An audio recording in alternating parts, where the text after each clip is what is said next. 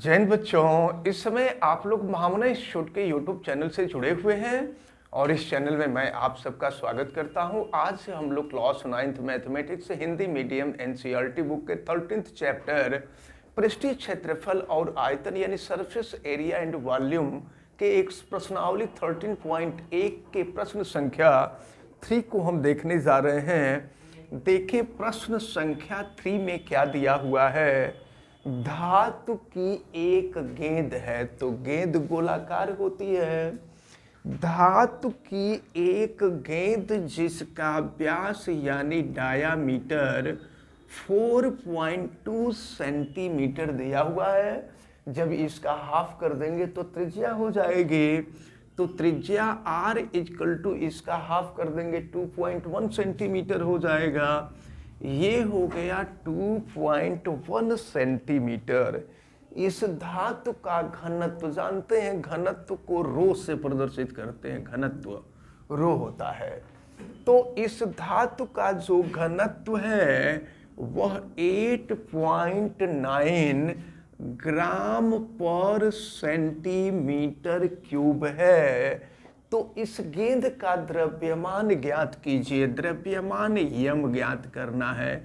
तो जानते हैं द्रव्यमान ज्ञात करने के लिए फार्मूला होता है आयतन इंटू होता है घनत्व। तो घनत्व तो दिया हुआ है, हम लोग गोले का आयतन निकाल लें, फिर आयतन और घनत्व का गुणा कर लेंगे, गेंद का द्रव्यमान निकल जाएगा। गेंद गोलाकार होता है और गोले का आयतन आपको मालूम है 4/3 पाई r क्यूब होता है। अब इस पे हम रख करके सॉल्व करते हैं। v इक्वल टू हो जाएगा 4/3, पाई की वैल्यू है 22/7 और r आपको दिया है 2.1।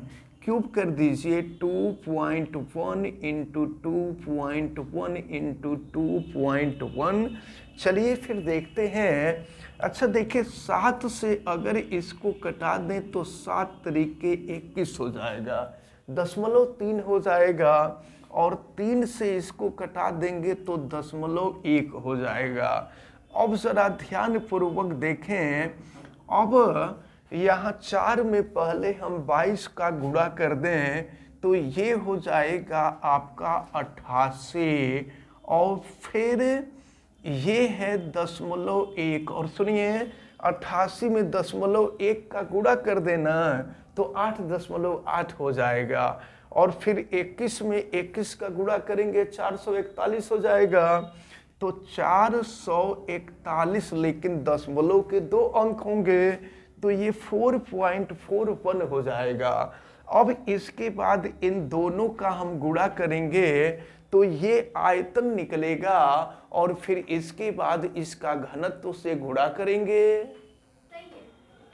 तो अब देखें इन दोनों का हम लोगों ने गुणा किया, यानी 8.8 का 4.41 में मल्टीप्लाई हमने किया तो 38.808 आया सेंटीमीटर क्यूब। ये तो गेंद का आयतन निकला, लेकिन हमको द्रव्यमान निकालना है। द्रव्यमान बराबर अभी आपने देखा है आयतन गुणे घनत्व, तो ये आयतन और घनत्व दोनों का गुणा कर लिए हम, तो ये हो गया 345.3912 ग्राम। हालांकि दशमलव के बाद 2 ही अंक तक संख्या को उचित माना जाता है, तो इसको हम फिर यहाँ लिख सकते हैं 345.39 ग्राम।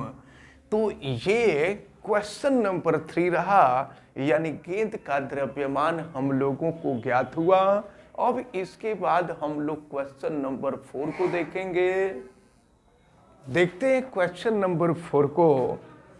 चंद्रमा का व्यास पृथ्वी के व्यास का लगभग 1/4 है। तो देखें पृथ्वी के व्यास को अगर हम लिख दें DE diameter of earth, DE लिख दें डायामीटर ऑफ अर्थ, पृथ्वी का व्यास, और चंद्रमा के व्यास को अगर हम DM लिख दें यानी डायामीटर ऑफ मून लिख दें, तो प्रश्न में आपसे ये कहा जा रहा है, देखिए कि चंद्रमा का व्यास पृथ्वी के व्यास का 1/4 है। 1/4 यानी पृथ्वी के व्यास में जब 4 से भाग देंगे तो वो चंद्रमा के व्यास के बराबर होगा। आपको मालूम है कि त्रिज्या का जब हम 2 गुना करते हैं तो वो व्यास हो जाता है। तो देखिए 2 इंटू हो जाएगा आर्यम, ये चंद्रमा की त्रिज्या हो गई, और ये बराबर डी 2 इंटू हो जाएगा आर ए, ये पृथ्वी के लिए त्रिज्या हो गई, अपान हो जाएगा 4, तो 2 से 2 कैंसिल हो जाएगा, ये हो जाएगा r m is equal to r e बटा में 4। मतलब अगर चंद्रमा का व्यास पृथ्वी के व्यास का 1/4 है तो चंद्रमा की त्रिज्या पृथ्वी की त्रिज्या के 1/4 हो जाएगी। तो कहा जा रहा है चंद्रमा का आयतन पृथ्वी के आयतन का कौन सा भिन्न है, यानी कौन सा अनुपात है। तो अगर चंद्रमा के आयतन को हम Vm लिख दें और पृथ्वी के आयतन को अगर हम Ve लिख दें तो इन दोनों का अनुपात पूछा जा रहा है। देखिए चंद्रमा और पृथ्वी दोनों लगभग गोलाकार होते हैं, गोला मान करके क्वेश्चन सॉल्व करते हैं। तो V is equal to 4/3 pi r³ होता है गोले का आयतन।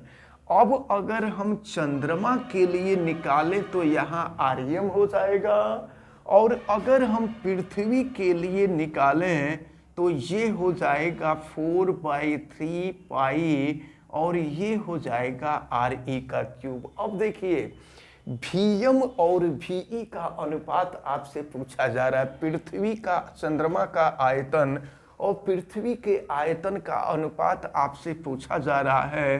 तो देखें हम Vm में Ve से भाग दे देंगे, और भाग दे रहे हैं तो देखिए क्या मिल रहा है, 4/3 से 4/3 कैंसिल, पाई से पाई कैंसिल हो जाएगा। अब ये हो जाएगा आपका Vm अपान Ve। देखिए क्या मिल रहा है, Vm upon Ve is equal to, देखिए ये आर्यम का क्यूब और नीचे re का क्यूब है, इसको हम इकट्ठे आर्यम अपान re का क्यूब कर देंगे, और फिर हम इसको सॉल्व करते हैं। तो ये Vm upon Ve is equal to, देखिए आर्यम की वैल्यू आपको दी गई है, ये दी गई है re/4, और नीचे re पहले से है और ये क्यूब है, तो फिर re से re कैंसिल हो जाएगा, और ये हो जाएगा Vm upon Ve is equal to 1/4 का क्यूब। अब देखिए यहाँ लिखते हैं Vm upon Ve is equal to 1 का क्यूब करेंगे 1, और 4 का क्यूब करेंगे तो क्या होगा, 4 चौके 16, चौका 64 हो जाएगा, ये हो जाएगा 64। तो अब इनके आयतन का अनुपात अगर हम निकालें, Vm ratio Ve is equal to 1/64 हो जाएगा। तो अगर व्यास, अगर चंद्रमा का व्यास पृथ्वी के व्यास का 1/4 है तो उनके आयतन में जो अनुपात होगा वो 1/64 का होगा। अब हम क्वेश्चन नंबर 5 देखेंगे। क्वेश्चन नंबर 5 में व्यास दिया हुआ है, डायामीटर दिया हुआ है, और देखें डायामीटर दिया हुआ है 10.5 सेंटीमीटर। 10.5 सेंटीमीटर, तो त्रिज्या निकाल लीजिए। त्रिज्या जो होगा व्यास का आधा होगा, 10.5/2 सेंटीमीटर होगा, वाले एक अर्धगोला कटोरा, अर्धगोलाकार। तो देखिए गोले का जो आयतन होता है 4/3 पाई r³ होता है, लेकिन ये पूरा गोला नहीं है, आधा गोला है, ऊपर से ही गायब हो गया, अर्धगोला हो गया, अर्धगोला कटोरा, ये कटोरा हो गया। तो अर्धगोला, गोला आधा हो गया, तो जब गोला आधा हो जाएगा तो आयतन भी आधा हो जाएगा। तो आयतन आधा होगा तो 2 से भाग दे दीजिए, तो 2 से कट जाएगा तो 4/3 के जगह पे हो जाएगा 2/3। तो आयतन हो गया। अब पूछा जा रहा है कि इसमें कितना लीटर दूध आ सकता है। तब पहले आयतन निकालें तो आयतन घन सेंटीमीटर में आएगा, और आपको मालूम है कि 1000 से भाग दे देते हैं तो घन सेंटीमीटर लीटर में कन्वर्ट हो जाता है, तो लीटर में हो जाएगा। चलिए हम लोग सॉल्व करते हैं। v = 2/3 और पाई की जो वैल्यू है 22/7 हो जाएगा, और r का क्यूब कर दीजिए। तो r का क्यूब यानी 10.5/2 इंटू 10.5/2 इंटू 10.5/2 हो गया। अब इसको हम लोगों को हल कर लेना है। तो देखिए 2 से 2 कट गया, इस 2 से कटाएंगे तो 11 हो जाएगा, और 7 से इसको कटा दीजिए 10.5, तो ये 1.5 हो जाएगा। और फिर 3 से कटाइए, ये तो 1.5 हो गया, और फिर 3 से कटा देंगे, इसको भी 3 से कटा दीजिए, तो ये हो जाएगा आपका, ये तितली के 9 हो जाएगा, और 3 5 15, 3.5 हो गया, ये भी कट गया, और कुछ तो कटने लायक दिखाई नहीं दे रहा है। तो फिर जो है, चलिए अब v = हो जाएगा 11 गुणे 1.5। अच्छा, अगर 2 से हम कटाना ही चाहें, देखिए तो 2 से 11 को कटा देंगे तो ये 5.5 हो जाएगा। तो चलिए इसको पूरा इकट्ठे हम कटा करके ही सॉल्व करते हैं। तो अब देखिए क्या मिलेगा आपको। ये हो गया आपका 5.5, ये हो गया 1.5, और ये हो गया 3.5, फिर ये हो गया 10.5। तो ये जो आएगा यह घन सेंटीमीटर में आएगा, और इसके बाद अगर इसको लीटर में बदलना हो तो लीटर में बदलने के लिए 1000 से भाग दे देंगे। तो अब ये जो है इनका हमने मल्टीप्लिकेशन किया तो 303.1875 सेंटीमीटर क्यूब हो गया। अब इसको लीटर में बदलना है तो सेंटीमीटर क्यूब को लीटर में बदलने के लिए 1000 से भाग दे देते हैं। तो अब जो है ये 303.1875, इसको हम 1000 से भाग दे देंगे तो ये लीटर में हो जाएगा, यानी ये हो जाएगा आपका 0.303। इसके बाद दशमलव की राशियाँ बड़ी छोटी हो जाएंगी, उनको छोड़ दीजिए। तो ये हो जाएगा इतना लीटर, यानी उस कटोरे में 0.303 लीटर दूध अटेगा। तो इस प्रकार आज आप लोगों ने क्वेश्चन नंबर 3, 4, 5 इन तीनों क्वेश्चन को देखा, और हमें उम्मीद है कि ये तीनों क्वेश्चन आपको बहुत अच्छी तरह से समझ में आए होंगे। आप वीडियो को लाइक ज़रूर कीजिएगा, और अगर आप चैनल पे नए हैं तो चैनल को सब्सक्राइब भी कर लीजिए, बेल आइकन को भी प्रेस करें। और अगर किसी प्रकार की कोई दिक्कत समझ में आती है तो आप हमें कमेंट करके ज़रूर बतावें, और वीडियो को मैक्सिमम स्टूडेंट तक शेयर करें। आप सभी लोगों का बहुत बहुत धन्यवाद। जय हिंद।